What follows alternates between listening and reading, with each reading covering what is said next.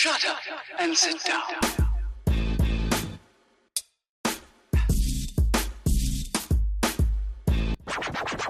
Did you watch Dominick Cruz versus Casey Kennedy? I Did didn't. You catch that one? I came in right as the pay-per-view was starting. I know what happened, but I didn't end up watching it though. It was a good fight, close fight. I think, Casey Kennedy actually looked really good. He caught Cruz with a few punches, as you can see on the state of Dominick's face. Can you do whatever you can do to keep those dogs quiet back? Because they're driving me insane. I might murder them. Okay, she put them outside. Anyway, Cruz definitely ate a few shots, landed a few, close fight. But the game plan clearly for Cruz was he was trying to take him down. He was really smart in the first 10 seconds of the fight. He shot a takedown. Kenny defended it. Wasn't successful, but he continued doing that throughout the fight. And what impressed me was the tenacity of Cruz, because a lot of the time when you're trying to get takedowns and you don't get it, it's very exhausting. But he continued going to the well time and time again. And in rounds 2 and 3, he actually did get the takedown. And that was actually the deciding factor, in my opinion, for why he won the fight. But then afterwards, he called out Hans Molenkamp, who's a guy. I don't really want to get into it too much because it's politics. It's none of my business. But did you see that? Do you know anything about that? I have no idea what happened. Yeah, it was a big. It's been spoken about. So, well, in fact, fucking Cruz spoke about it on TV. So I'm not letting anything out of the bag here. No, he's a guy that. He facilitates sponsorship deals for some fighters. He represents Monster. Of course, lots of UFC fighters are sponsored by Monster. And he called him out. He said, oh, yeah, I want to fight Hans. He holds us all hostage to these contracts. He makes us like his Instagram videos and things like that. This is what Cruz said. He said, so I'm calling him out. Let's raise some money for charity. I want to fight this guy. He's got 100 pounds on me. There you go. I've had some dealings with the guy. I can confirm I'm on Cruz's side. But then Dana came out of the post-fight press conference, obviously.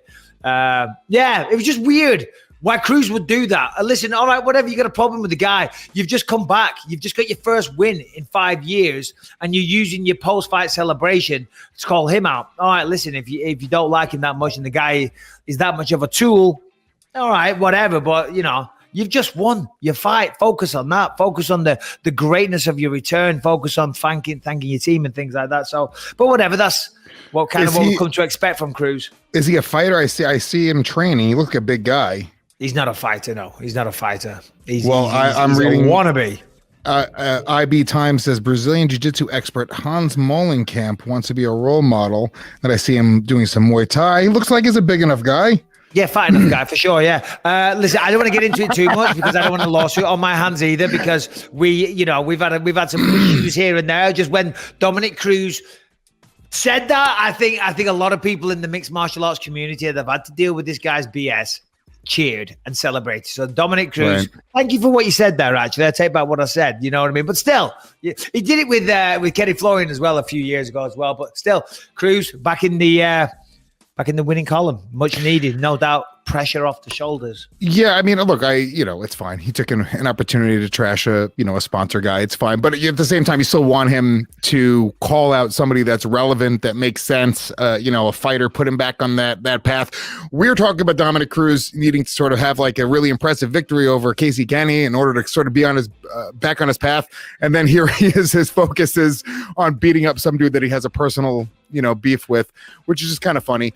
Harrington just felt the need to add this into the notes just to distract him. It's not personal, said it's for charity. Harrington, trust me, I know the guy, I know Dominick Cruz, I know all about the situation, and it's very fucking personal. Yes, he wants to do it for charity. That's a way of masking it so they can get into a ring and he can fight the guy. Although, as you said, Lewis, he is big, and Dominick Cruz is full of balls, and he's very courageous, but he's also very small. Do you know what I mean? And weight classes are there for a reason.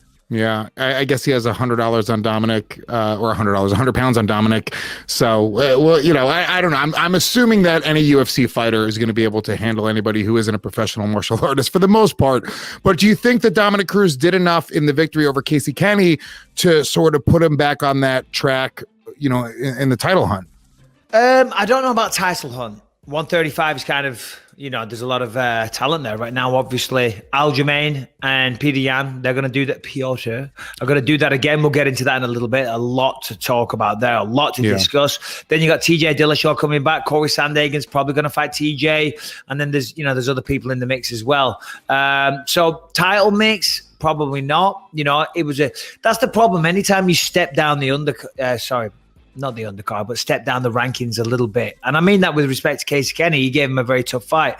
What you're going to see is a drop in brand name. You're going to drop in fan recognition, but you don't necessarily get the same drop in ability. In caliber of fighter, In the caliber of fighter. Those guys that are all ranked, 1 through 10, you know what I mean? There's not much that separates them. Of course, Anderson Silva in his day was leaps and bounds against everybody, ahead of everybody. So was John Jones back in the day, and I'm sure there's other examples as well that I'm missing. But still, from 5 to 10, there's not much that separates them. From 10 to 15 again, and then from 15 to 20, they're all chomping at the bit. You know what I mean? And they're all hungry as fuck. These are guys that are on their way up, that are the hustle and the drive that these guys have. They can visualize the title hunt. They're finally cracking the top 10. They do not want to lose. Not saying that Dominick Cruz wants to lose, but Dominick Cruz has been in the big show for so long that you sort of lose sight of that drive and hunger. I'm assuming it has to fade over time. Yeah, I don't know about that, because for somebody like Cruz, and it was kind of like myself as well, no, I don't think it does diminish over time. I think for some people, certainly that is true. I won't name names, but there's certainly some examples that spring to mind immediately. They rest on the laurels, they start getting a little bit lazy, money comes in, the bank account is nice and full.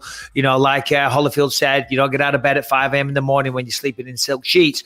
But for some people, it doesn't apply. It didn't to me. I still push myself to the limit every time.